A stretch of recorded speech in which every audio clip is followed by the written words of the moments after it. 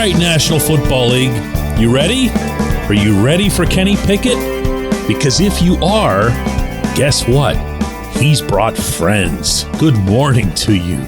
Good Friday morning from Atlanta. I'm Dejan Kovacevic of DK Pittsburgh Sports, and this is Daily Shot of Steelers. It comes your way bright and early every weekday. If you're into hockey and or baseball, I also offer daily shots of Penguins and Pirates, where you found this. Steelers 24, Falcons 0. The perfect preseason in every conceivable way is complete. The team goes 3-0. The offense has 5 drives among the first teamers, 5 touchdowns. The defense, the first teamers, get on the field for 5 series and 5 3-and-outs. And when I brought this up with TJ Watt after the game, TJ says, hey, whoa. Don't be forgetting about the special teams. And that pattern followed across the room. I brought it up with Najee Harris. This was what he had to say. This is the ultimate team sport, so having every group contribute to the pile is always big. Like you said, you got Calvin making big plays, you got these making big plays, you got August making big plays. We just got to find a way where we can't get too big here or we don't get carried away with all things. We got to know that from here on out this is real. This is going to count towards the season, and we're trying to go far this year. So just chop wood, carry water. Ultimate team sport, he says. Yeah, I would say that that's a fair assessment to make. I'm sure there's people in other sports who would disagree with it. But guess what? Even the ultimate team sport has a most important position and a most important player. And that on this team is the franchise quarterback. And my goodness, my friends, I know. These games don't matter. The outcomes definitely don't matter. But when you see your quarterback out there going 4 of 4 for 86 yards, 2 of those completions being bombs of 33 and 35 yards to Deontay Johnson and George Pickens, respectively, and George has to do this ridiculous contortion thing and then spins around in midair trying to wave the ball at the cone and almost gets it. Instead, settles for just being at the Atlanta 1. And you see this quarterback going headfirst into the one thing you guys will recall, because I brought this up on yesterday's show, that I wanted to see from this offense was to take those deep shots. Remember why I wanted to see them? Because they've been doing them in practice. They've been doing them at St. Vincent. They've been doing them on the South Side. They're pretty good at it, but they'd yet to put it into play in one of these preseason games. So what's Kenny do? Boom! Way out to Deontay. Boom! Way down the field to George. And each one was perfect, as were the catches, as were the follow-throughs.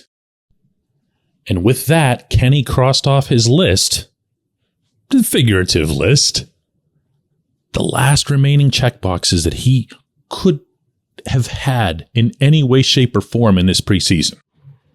And you'd better believe there are numbers to back it up. 13 of 15 for 199 yards, 2 touchdowns, no interceptions, a literally perfect 158.3 passer rating. He had an average of 13.2 yards per pass attempt. That's attempt, not completion. And he also was able to work the ball around to all of his potential receiving targets, including the tight ends, including the running backs.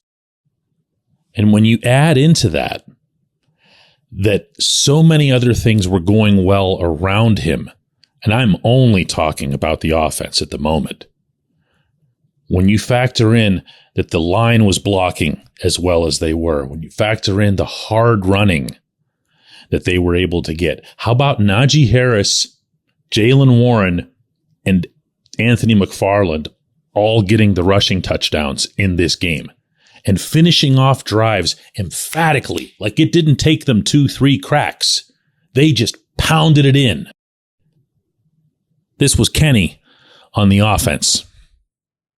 Solidifying the preseason and finishing strong, going out there and putting points on the board is really, our goal. Went 2 for 2 with touchdowns, so that's always a good sign.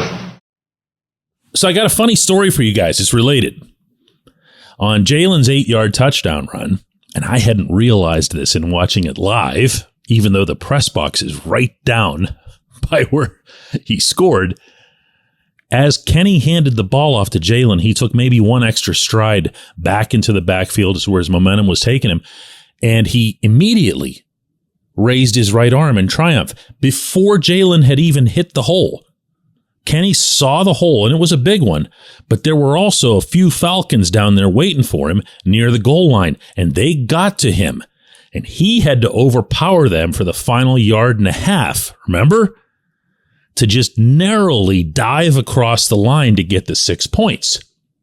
Well, I was searching for pictures to go with a column that I was writing for DK Pittsburgh Sports, and there was one really cool shot of Jalen running toward the line, or toward the camera, I should say, and Kenny's in the back with his arm raised.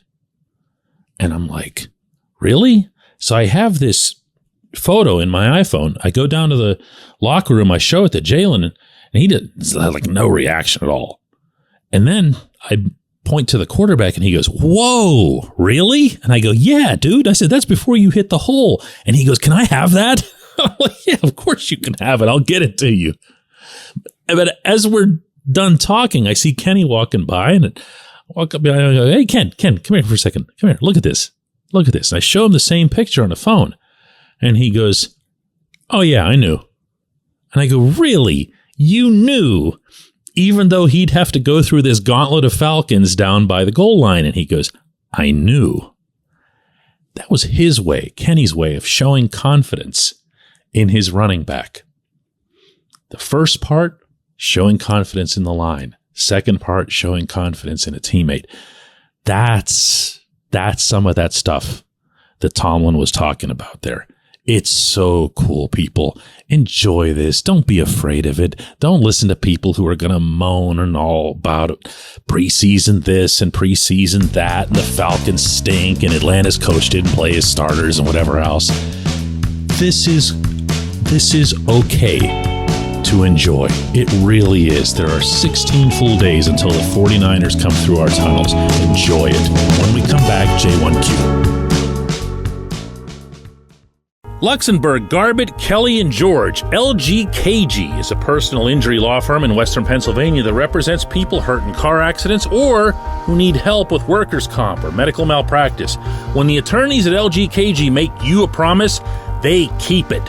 They've been keeping promises in our region for over 80 years. LGKG's been AV rated, the highest rating a law firm can receive, and they've been designated super lawyers. That's actually a thing for over 15 years.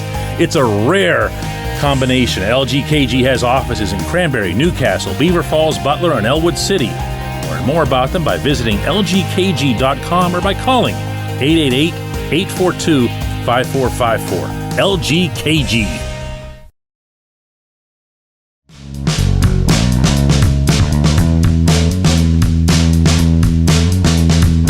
Today's J1Q comes from Matt Blair, who says, "Welcome to the Peach State, DK. Do you think the Steelers can keep this preseason momentum going into their first couple of real games? My dad and I are trying so hard to not fall too deep into this, but it looks great, right?" Yeah, Matt, it does. It looks great. I've actually had people come at me, and a lot of that has been in reaction to some recent episodes about preseason outcomes, meaning that the Steelers went 3-0.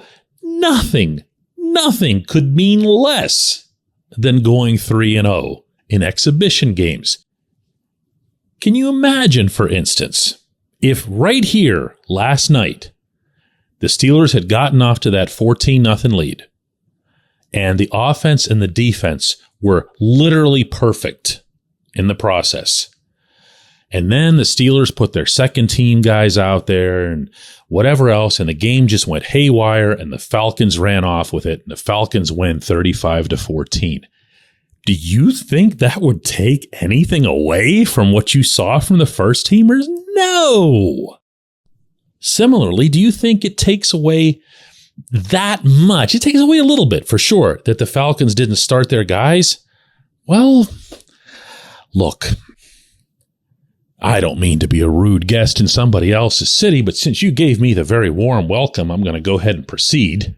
And since Atlanta's head coach, for some insane reason, was calling a bunch of timeouts in the final minute of a blowout preseason game with a bunch of grocery baggers out there on the field, I'm going to feel okay saying this. People, the difference between the Falcons starters and other people's scrubs is not that great. It's not a good football team. It's not a good football organization.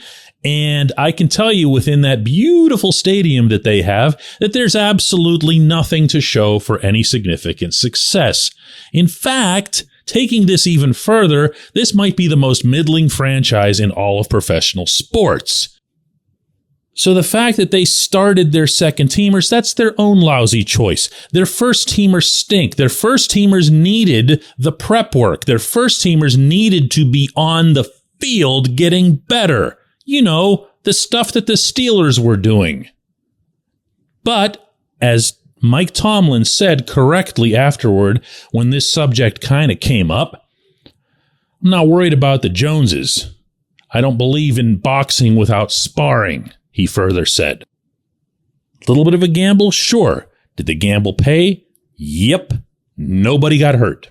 Nobody on the Pittsburgh side got hurt. They've got a handful of guys that are nursing things that Tomlin says are minor. You're going to see Larry Ogunjobi back before long. You're going to see the full defensive line for the first time in that opener against the 49ers. You're going to see, my man, and also to your dad, a better football team than what we've seen to date. Are they going to be perfect every time out? Are they going to score a touchdown on every possession? No, of course not. Of course not. But have they made significant strides since last season when, I will remind, they went 7-2 down the stretch, so they weren't exactly terrible after the bye week? They're going to be very competitive. They're going to contend. And I say that within the prism of contending inside the AFC North Division, which is all I ever focus on. I don't get into the bigger, broader, far-reaching projections. If you're the Steelers, Bengals, Browns, or Ravens, you should always, always keep the eye on that prize. The Steelers are going to pursue that prize. The Steelers are a complete football team. Again, not perfect, but complete. And if you doubt my word on that, I've got a certain guy who wears number 90 who would take issue with that because he will bring up Calvin Austin and those punt returns. I appreciate the question. I appreciate everybody listening to Daily Shot of Steelers. We will be back with another episode Monday.